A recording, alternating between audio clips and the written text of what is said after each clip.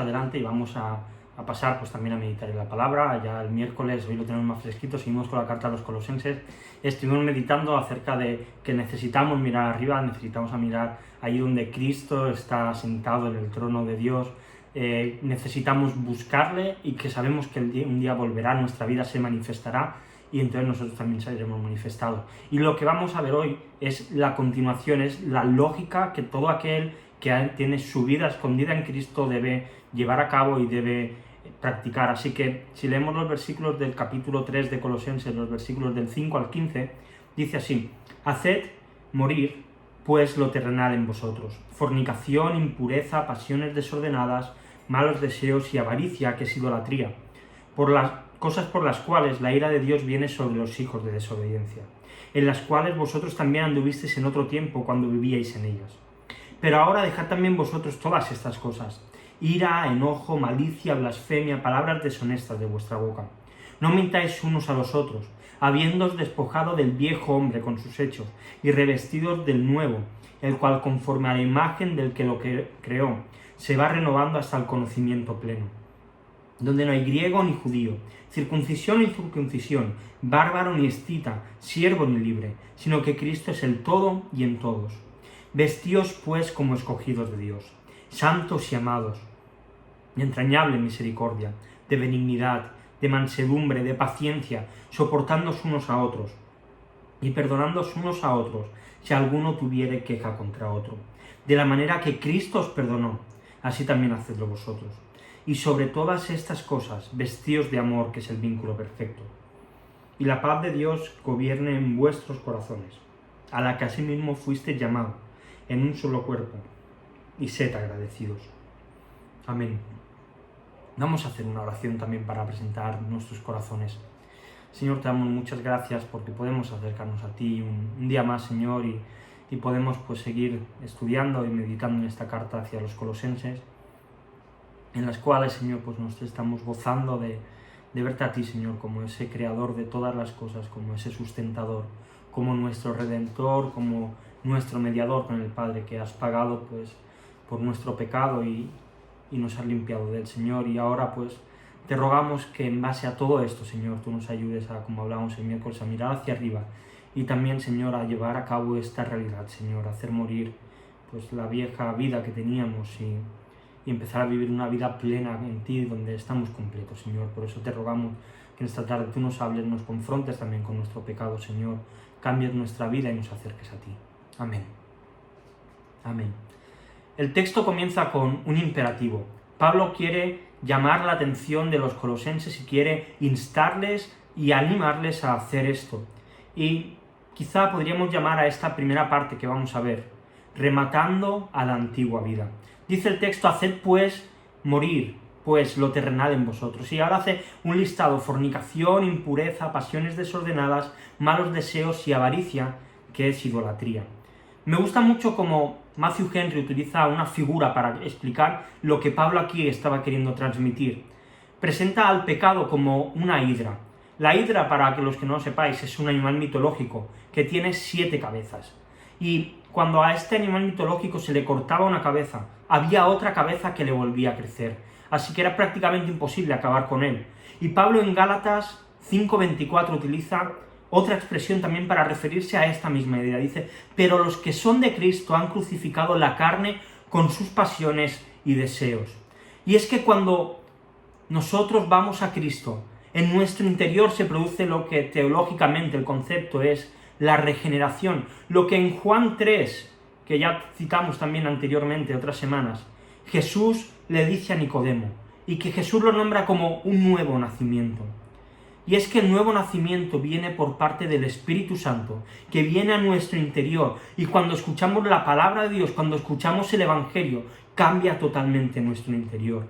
Así que mira, si tú has creído el Evangelio, entonces la fornicación, las impurezas, las pasiones desordenadas, los malos deseos, la avaricia, no puede ser parte de tu vida, no puede ser parte de tu manera de vivir. Tienes que hacer que mueran.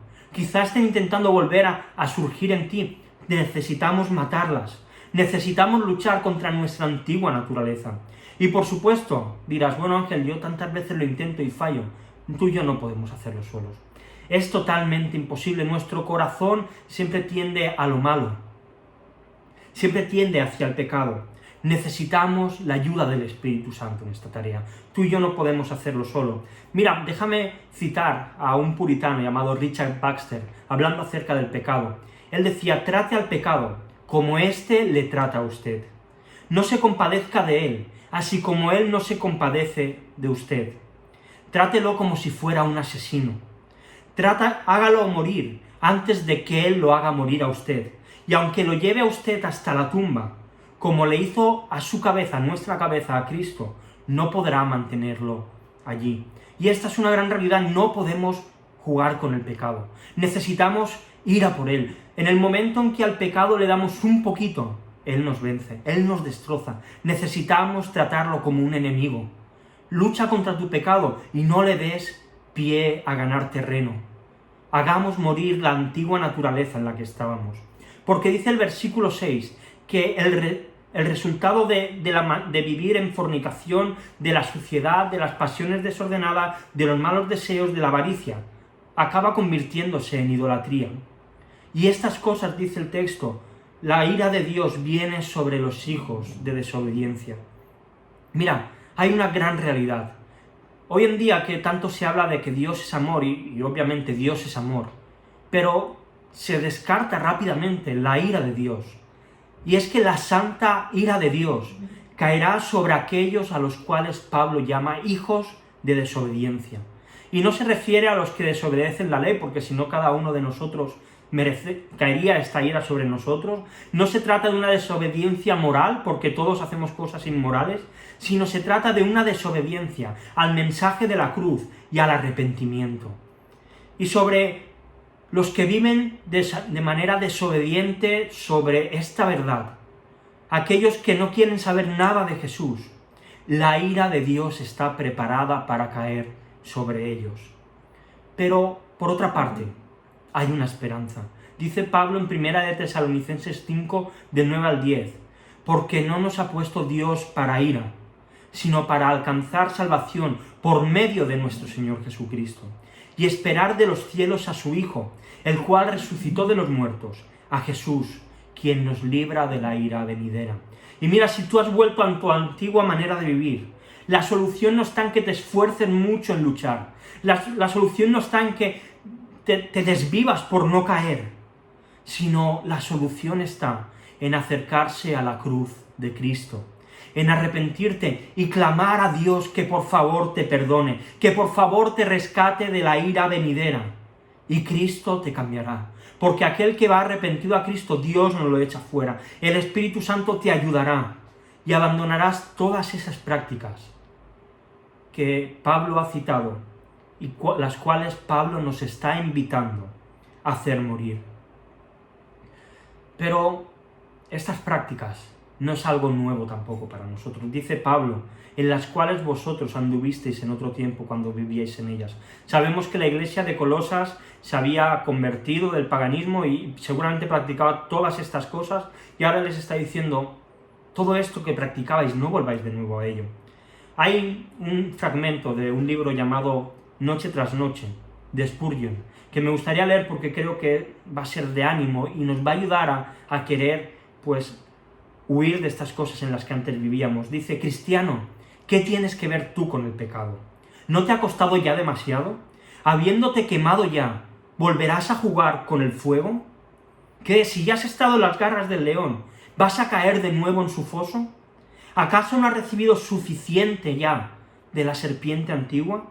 ¿No fue ella la que te inoculó veneno en tus venas?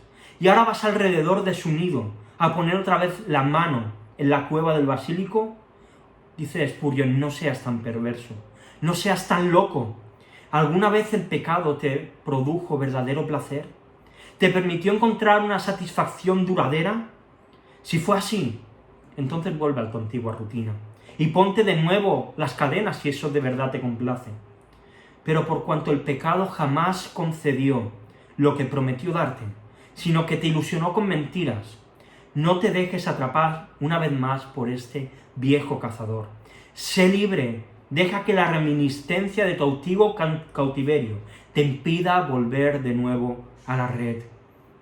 Y es que cada uno de nosotros andábamos en esta desobediencia, que Pablo habla en el versículo 21, capítulo 1 de esta misma carta, dice: y a vosotros también, que antes erais extraños y enemigos en vuestra mente, haciendo malas obras. Era nuestra realidad. Vivíamos en fornicación, vivíamos de manera sucia, dando rienda suelta a nuestras pasiones, deseando que otros recibiesen mal, queriendo tener lo de los demás, es decir, siendo avariciosos, no compartiendo lo que teníamos, adorando a cosas materiales o incluso algunos también a animales, teniendo otros ídolos, otros dioses delante nuestro. De manera que no podíamos considerarnos hijos de Dios. Pero cada uno de los que han nacido de nuevo somos testimonio directo de que Dios transforma a los corazones. Somos un testimonio real de que Dios es totalmente cierto y que ha cambiado nuestro interior. El nuevo nacimiento trae en nuestro interior una actitud y un comportamiento hacia el pecado y nos aleja de aquellas evidencias que los hijos del diablo viven en ellas. Por eso, mira, si en tu vida nunca ha habido un cambio de actitud, si quizá llevas mucho tiempo yendo a la iglesia, si quizás has escuchado mucho predicar acerca de Jesús, de su amor, pero en tu vida nunca ha habido un cambio, entonces necesitas con urgencia ir a Jesús. Ve corriendo hacia Él y pide que perdone tu pecado. Confiesa tus pecados. Cree en tu corazón que su sacrificio y su perfección es suficiente para perdonarte y para limpiarte. Pon tu fe en la muerte y la resurrección de Jesús y entonces serás salvo. Cree que Él volverá algún día a buscarnos y que tú serás parte de esa vida, pero necesitas arrepentirte. El Espíritu Santo te tiene que convencer de tu pecado. Si esto no ha ocurrido nunca, lo siento mucho, me da igual que lleves 50 años yendo a la iglesia, realmente no ha habido un nuevo nacimiento en ti. El Espíritu Santo nos convence de pecado y nos lleva arrepentidos a los pies de Jesús. Así que si hoy te estás dando cuenta de esto, no tardes, ve arrepentido a Jesús. Y esto nos lleva a la segunda parte del texto. Hemos rematado ya la antigua manera de vivir que teníamos y ahora nos toca empezar a vivir una vida nueva en Cristo. Y creo que aquí podemos hacernos una pregunta, porque si tenemos un nuevo nacimiento que nos capacita para hacer morir todas estas cosas, podemos preguntarnos, bueno, entonces el creyente, el cristiano, ¿no peca? ¿Es totalmente libre de pecado? La realidad es que todos pecamos, creo que en esto estaremos todos de acuerdo. Y así Pablo también lo expresa en este texto, dice, pero ahora dejad también vosotros todas estas cosas. Es decir, ha habido una vieja naturaleza, una antigua manera de vivir, de la cual ya no estamos en ella, hemos sido salvados y hemos sido nacidos de nuevo, pero hay otras cosas que aún siguen estando en nosotros. Y Pablo cita la ira, el enojo, la maldad, la blasfemia, las palabras deshonestas de nuestra boca. Dice, no os mintáis los unos a los otros, habiéndoos despojado del viejo hombre con sus hechos. Y es que, aunque el cristiano peque, hay una diferencia. En el versículo anterior, Pablo hablaba de lo que vivíamos en otro tiempo, y aquí escribe de la hora, es decir, hay cosas que se han quedado atrás y hay otras que siguen vigentes. Y sin ninguna duda, Pablo está queriendo también exaltar aquí la gracia de Dios en nuestro comportamiento. Y que hay una línea que separa claramente entre lo que hacíamos antes y aquello que estamos ahora luchando contra ello y que estamos matando. Otras cosas que siguen estando en nosotros y que tenemos que dejar atrás. Pablo nos ofrece una lista de cosas que, permitidme decirlo así, huelen mal, que apestan y que cuando las tenemos, todo el mundo las puede ver. El predicador John MacArthur lo cataloga, y me gusta mucho el concepto, como pecados sociales. La ira, el enfado, la maldad, el maldecir, el decir palabrotas, la mentira. Estas cosas que Pablo presenta, aunque son pecados, siguen estando en nuestra vida. Que aunque hemos sido regenerados y restaurados, siguen apareciendo cuando menos nos lo esperamos y no somos capaces de controlarlo. La ira y el enojo habla acerca de las reacciones que tenemos tantas veces cuando no estamos de acuerdo en algo. La malicia habla de cuáles son nuestros pensamientos y nuestros malos deseos hacia otras personas. La blasfemia, que aparece en la versión Reina Valera, nos está hablando de maldecir. Y las palabras deshonestas, los tacos, las palabrotas, Todo este tipo de cosas entran dentro de esta idea de blasfemia. Y también Pablo habla acerca de la mentira, sabiendo que cuando mentimos no solamente es aquello que realmente decimos sabiendo que estamos mintiendo. Cuando decimos una media verdad, estamos diciendo dos mentiras. Cuando omitimos cosas estamos mintiendo también. Cuando omitimos cierta información también estamos mintiendo. Y mirad, no olvidemos algo. Satanás es el padre de la mentira. Y cuando mentimos le estamos imitando a él directamente y estamos llamados a ser imitadores de Cristo. Pablo, con estas palabras, está haciendo alusión al capítulo 2, versículo 13, de esta misma carta que dice: hemos sido despojados del viejo hombre, y a vosotros, estando muertos en los pecados y en la incircuncisión de la carne, os dio vida juntamente con él, perdonándoos todos los pecados. Y es que Cristo nos ha cambiado de ropa. Cristo ha cambiado nuestra vestimenta, nos ha lavado, nos ha puesto colonia por medio de la cruz, nos ha cubierto con su sangre. Y por lo tanto, como dice Pablo en Romanos 6:6, nuestro viejo hombre fue crucificado juntamente con él, con Jesús, para que el cuerpo del pecado sea destruido, a fin de que no sirvamos más al pecado. Ya no somos esclavos de todo esto, así que podemos luchar contra ello. Siguen habiendo cosas en nuestra vida, pero estamos en batalla, luchando contra estas cosas. Y debemos despojarnos de ello, porque Pablo nos dice: despojaos de esto, pero él no quiere que nos quedemos desnudos, sino que nos dice que dejando los pecados de nuestra vieja naturaleza, y ahora dice: revestido del nuevo, el cual conforme a la imagen del que lo creó, se va renovando hasta el conocimiento pleno. Hay un proverbio chino que seguro que habéis escuchado: regala un pescado a un hombre y le das alimento para un día. Enséñale a pescar y le alimentarás toda la vida. Y la verdad es que es muy sencillo de entender, ¿verdad? Si una persona que tiene un problema se lo solucionas, estará bien, pero cuando vuelva a tener un problema va a estar en la misma situación. En cambio, si le ayudamos a solucionar el problema y le enseñamos cómo arreglarlo, será totalmente independiente. Y algo así es lo que Pablo quiere presentar y transmitir a los colosenses. Que Cristo no solamente llama a los colosenses a despojarse del viejo hombre, y ya está, se queda ahí, sino que hay una nueva ropa preparada, y que debe vestirse de ella, y que para hacerlo esto dura toda la vida. Una vez más, Pablo está haciendo claramente un ataque a los gnósticos, que decían que necesitas este conocimiento superior para poder alcanzar un conocimiento pleno, que Cristo no era suficiente, pero en cambio Pablo nos dice que debemos revestirnos con el nuevo hombre, que según Efesios 4:24 es creado según Dios en la justicia y la santidad de la verdad. ¿Y cuál es esa verdad? Bueno, la verdad la encontramos en la Biblia, un libro compuesto de 66 libros, escrito por diferentes personas a lo largo de mucho tiempo, que tiene un objetivo central: revelar a Cristo. Y en esa imagen es en la que nosotros nos revestimos. Como dicen los versículos 15 y 16 del primer capítulo, Él es la imagen del Dios invisible, el primogénito de toda la creación, porque en Él fueron creadas todas las cosas. Y nosotros hemos sido también creados en Cristo. Y esto apunta directamente a la creación. Génesis 1:26. Entonces dijo Dios: hagamos al hombre a nuestra imagen, conforme a nuestra semejanza. Es verdad que el pecado lo estropeó todo. Y entre otras cosas estropeó nuestra semejanza con Dios. Aunque seguimos manteniendo la imagen, pero la perfección que había en el Edén desapareció por culpa del pecado, se corrompió. Pero Cristo ofrece una renovación de nuestra apariencia, la cual va a volver a ser semejante a Dios.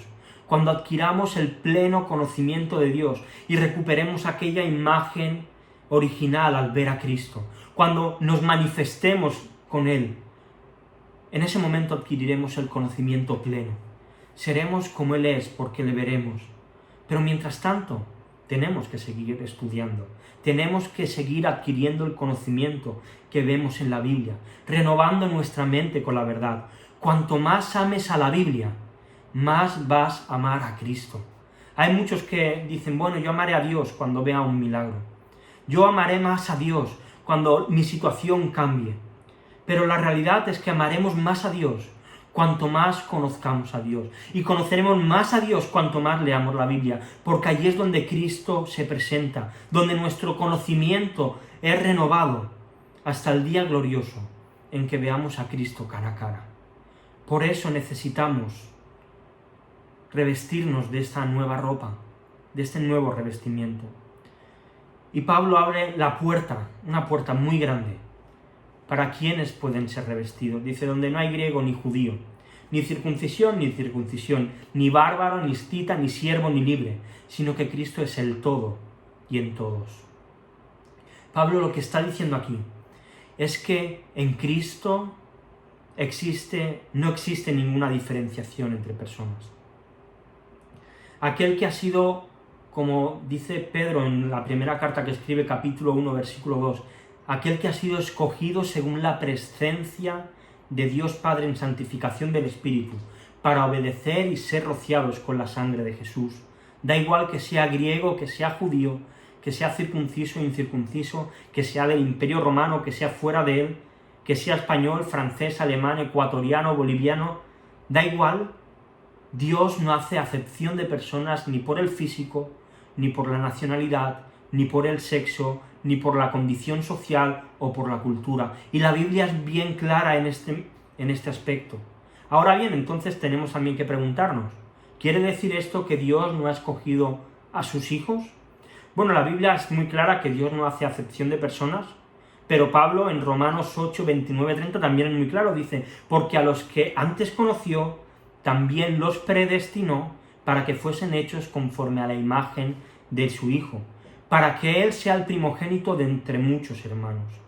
Y a los que predestinó, a estos también llamó, y a los que llamó también justificó, y a los que justificó, a estos también glorificó.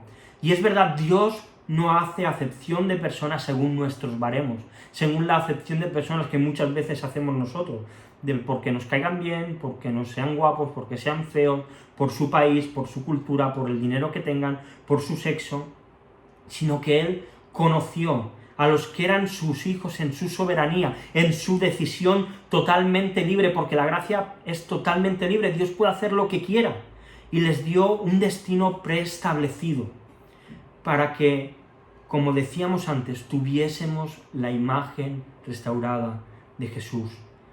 Y habiendo sido predestinados por Dios, Él nos llamó.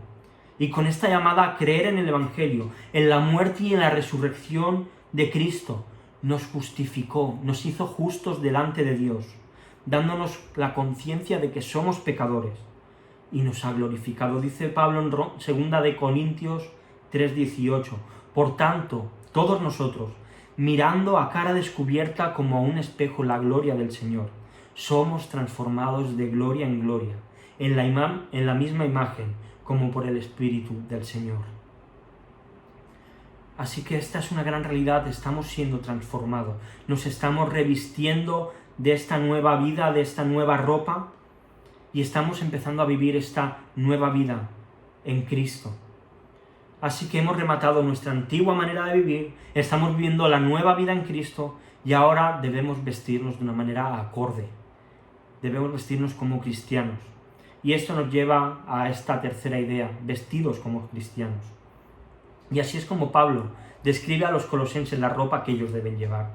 Les dice, vestíos pues como escogidos de Dios, santos y amados, de entrañable misericordia, de benignidad, de humildad, de mansedumbre, de paciencia, soportándose unos a otros. En el capítulo 2, versículo 12, Pablo estaba relacionando a los colosenses con la muerte de Cristo por medio del bautismo. Y esto simbólicamente en Colosas hacían que a aquel que se bautizaba se le daba una túnica blanca que mostraba públicamente que él era una persona santa. Y Pablo dice que nos vistamos, es decir, los colosenses ya lo estaban haciendo. Y lo dice que de una manera imperativa, como quienes han sido escogidos por Dios, y Dios les ha dado una nueva naturaleza. Y es que mira, tú y yo, si hemos nacido de nuevo, somos santos, hemos sido apartados del mal y hemos sido amados por medio de Cristo. Y ahora Pablo va a presentar cuál debe ser la ropa que vistamos. Primero habla de entrañable misericordia. Y es que el creyente, tú y yo, debemos sentir compasión por los demás. Y no solamente por aquellos que tienen necesidades materiales, económicas, de salud, sino también por todos aquellos, y quizás sea hasta más urgente, que tienen necesidades espirituales. Esta misericordia es la que se produce al parecernos a Cristo y que debemos practicar cada día. Benignidad, dice también Pablo, Romanos 12:17, no paguéis a nadie mal por mal, procurad lo bueno delante de todos los hombres. Y así tenemos que tratar a la gente, hay que tratarla bien.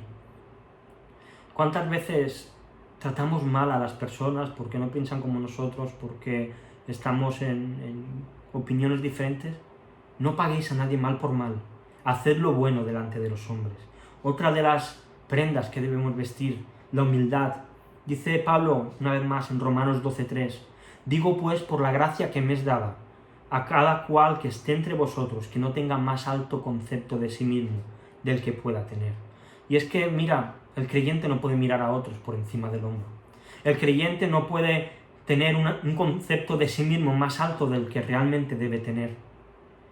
No podemos tratar a los demás como inferiores. Pablo también habla de que tenemos que vestirnos de mansedumbre.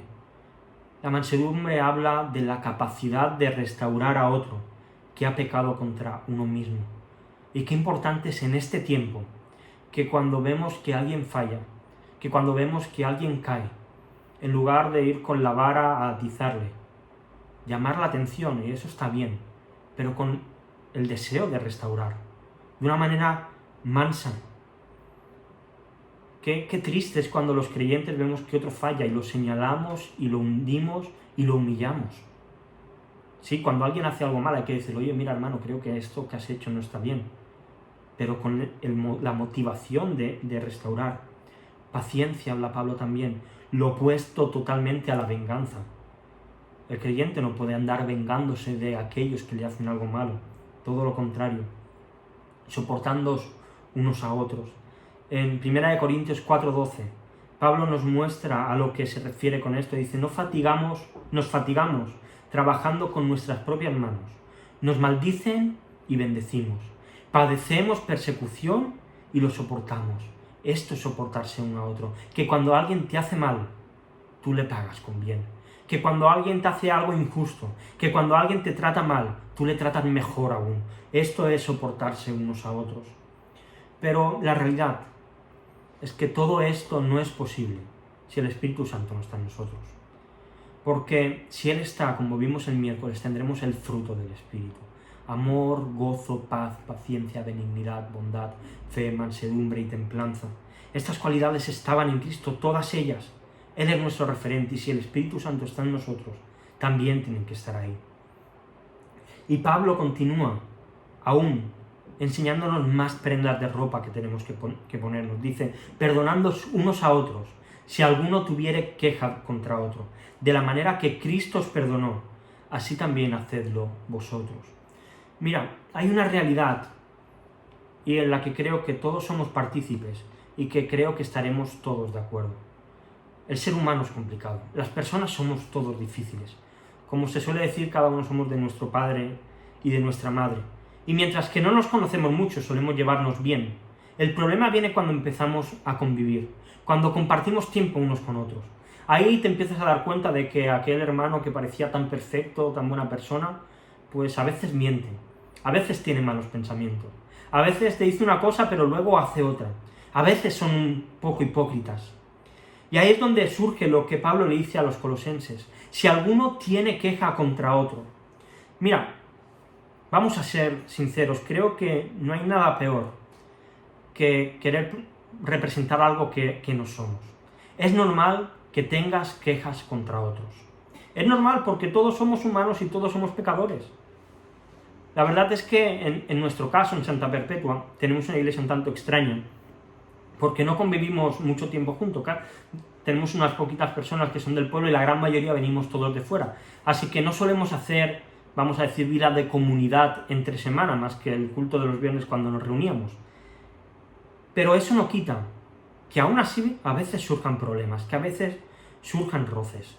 ¿Y de qué manera podemos actuar?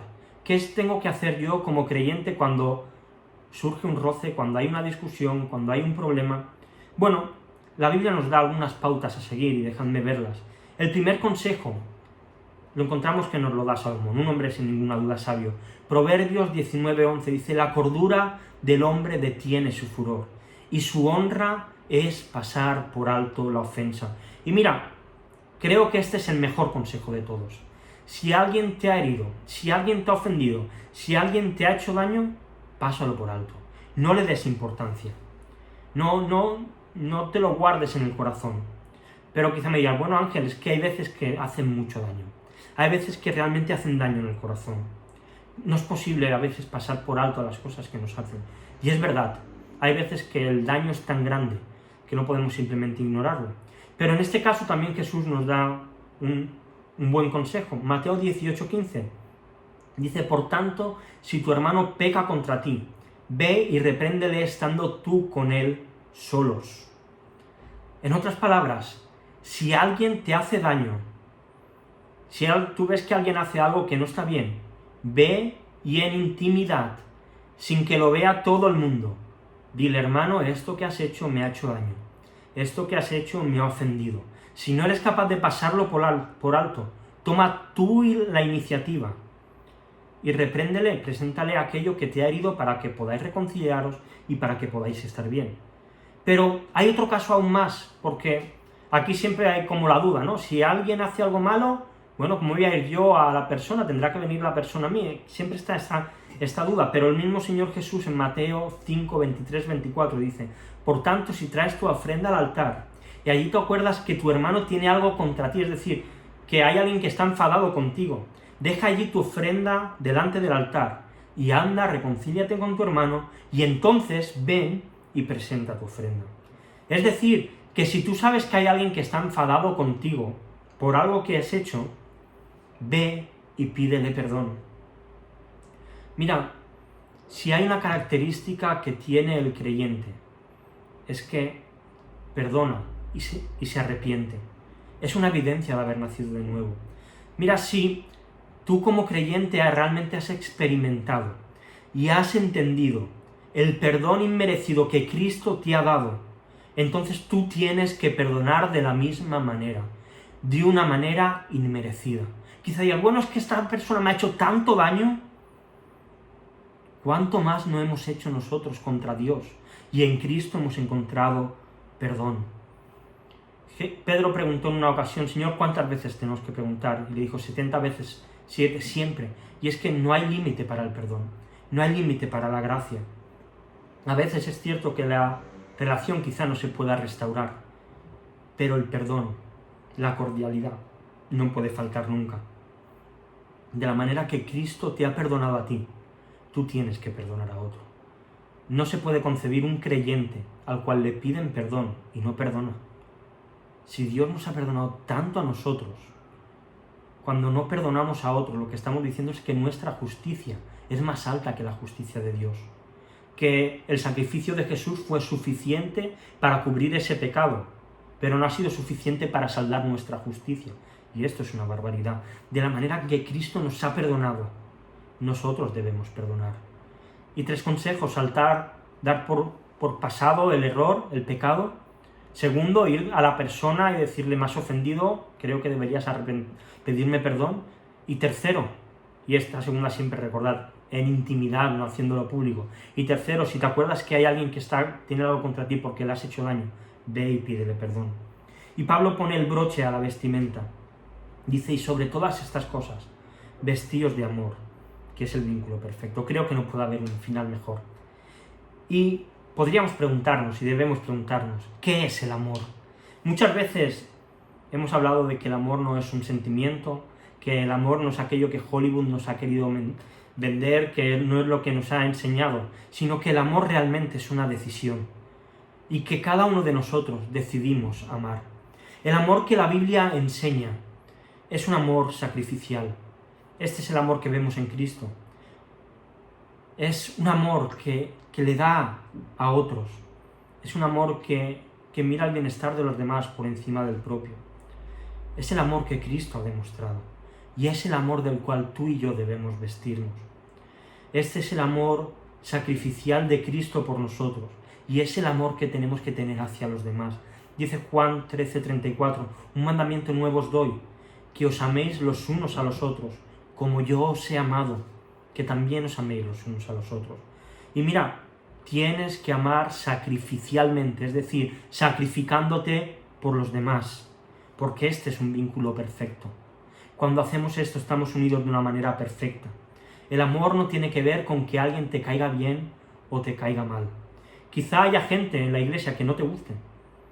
Ahora Ángel lo que está diciendo, sí, es verdad, hay veces que hay personas que no tenemos feeling, que no encajamos con ellas, que no hay manera de que nos caigamos bien. Quizá haya personas que no te guste su manera de ser, que no te guste cómo actúan, que no te guste su actitud, que no te gusten sus pensamientos políticos, que quizá lo veas y digas, es que es tan feo que no soy capaz de estar con él. No sé, no importa. El motivo que sea, hay veces que no somos capaces.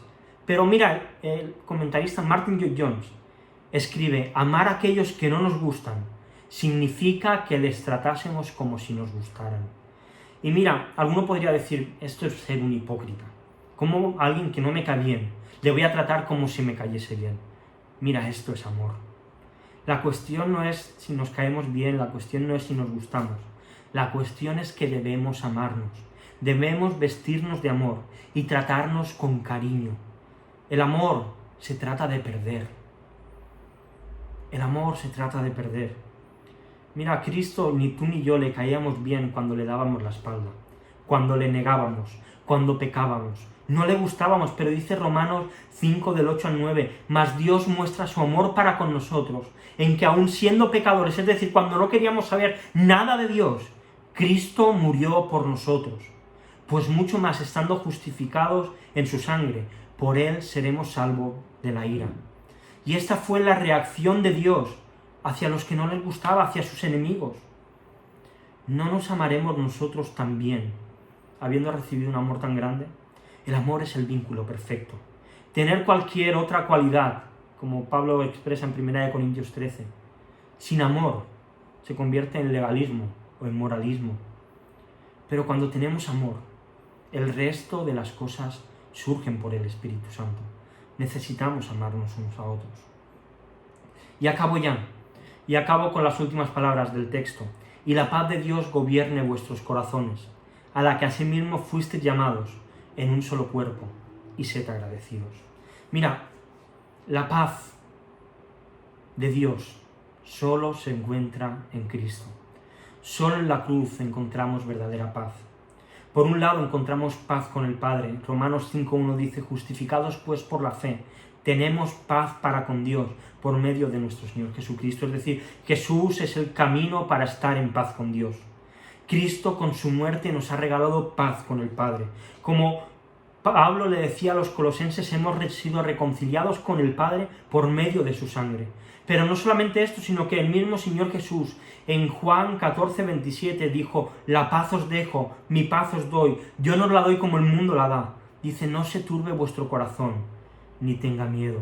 Cristo nos da paz con el Padre y nos da paz con nosotros mismos. Y esta es la paz que gobierna en nuestros corazones, la paz que nos capacita para tomar decisiones. Escribe John MacArthur, dice, cuando el creyente se enfrenta a un dilema, debe tener en cuenta dos factores. El primero es evaluar si su decisión está de acuerdo con que él pertenece a Cristo y con la paz que goza en él. Y el segundo factor radica en determinar si su decisión que tome va a traer como efecto, como resultado, una paz profunda y permanente en su corazón. Estos son los dos principales factores que impiden pecar al creyente. Puesto que el pecado ofende a Cristo, con quien Él está en paz, el pecado podría acabar con el descanso y con la seguridad que hay en su corazón. Y mira, el pecado y esta paz afecta directamente a la iglesia. Si tú no vives en paz con Dios, la iglesia se resiente. Y hay una falsa creencia que a veces hemos adoptado, de que, cada uno en su vida puede hacer lo que quiera. No, mira, esto no es verdad, esto no es bíblico. No es bíblico que cada uno pueda hacer lo que le dé la gana. El pecado tuyo es pecado que afecta a la iglesia. Mi pecado es un pecado que afecta a la iglesia y que hace que la paz de Dios se resienta en la iglesia, porque hemos sido llamados a ser un solo cuerpo, y vivir en paz con Dios va a afectar directamente a cada uno de los que formamos la iglesia de Dios. Y si vivimos en paz con Él, afectará de manera positiva. Hará que vivamos en paz también los unos con otros, y esto producirá en nosotros agradecimiento. Así que vive una vida de agradecimiento, en el que luches contra tus miembros pecaminosos, hagamos guerra contra nuestra carne, en la comunión del Espíritu Santo, para que cada vez nos hagan más parecidos a la imagen de aquel que nos creó, del autor y del consumador de nuestra fe, para que cada vez nos parezcamos más a nuestro Señor Jesucristo. Remata a tu antigua naturaleza, comienza a vivir una vida ejemplar y revístete de esta ropa maravillosa que el Espíritu Santo nos otorga y que Cristo ha comprado en la cruz. Y esto traerá paz para ti, en tu casa y en la iglesia, y el Evangelio prosperará. Vamos a orar. Señor, te damos muchas gracias por tu palabra, Señor, y gracias porque podemos gozarnos en ella y meditar en ella. Y queremos rogarte, Señor, que tú nos ayudes a rematar, Señor, esa vieja naturaleza que aún hay veces que intenta surgir para controlarnos y para llevarnos y guiarnos, Señor. No permitas que volvamos a ella. Y si en esta tarde hay alguien, Señor, que aún está viviendo en ella, atráele, Señor, cambia su corazón, atráele al Evangelio y atráele a la cruz, arrepentido, para encontrar ese nuevo nacimiento, esa nueva vida, Señor.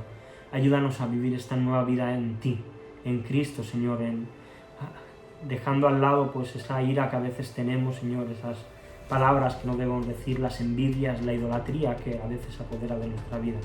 Y ayúdanos a vestirnos, Señor, de mansedumbre, de bondad, de paciencia, Señor, a unirnos en ese vínculo perfecto de amor, y a que tu paz, Señor, gobierne nuestras vidas y gobierne nuestra iglesia. Muchas gracias, Señor, porque tú eres un Dios bueno y porque realmente en ti estamos completos. Gracias, Jesús. Amén.